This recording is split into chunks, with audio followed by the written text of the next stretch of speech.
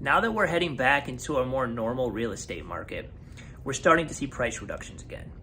So a common question we're seeing now from sellers is, if we reduce the price now, won't that make us look desperate? It's a great question, and there's really three things to consider when talking about a price reduction. First, it's a little bit of an art form. You don't want to do it too fast and leave money on the table. At the same time, you don't want the property to sit on the market for 60, 90 days at the same price and have buyers start to think something's wrong. So it is a fine line. A good rule of thumb is to look at the average days on market for your town. And if you're past that time frame and your property is getting no activity, no calls, no showings, that's a strong indication that the price is a little high. So that's the first thing you want to look at and analyze. The second thing you want to look at is creating more value for buyers. Buyers are comparison shoppers.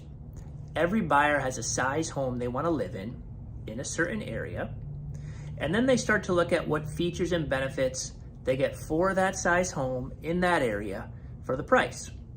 Right? So a great way to add value for a buyer is to reduce the price. Now it stands out against the competition. The buyer gets a little bit more for their money, right? So it creates more value. The third thing you want to look at is it makes the property new again, which can create some urgency in a buyer who may be on the fence, right?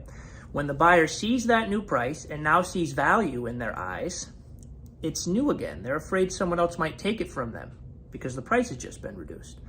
So it gives them a little more incentive to act and to act strong with a good offer. Versus a home that's been sitting on the market for a few months, the buyer knows there's no competition and they throw out a lowball offer. So it actually gives the seller a little bit more leverage in a negotiating situation.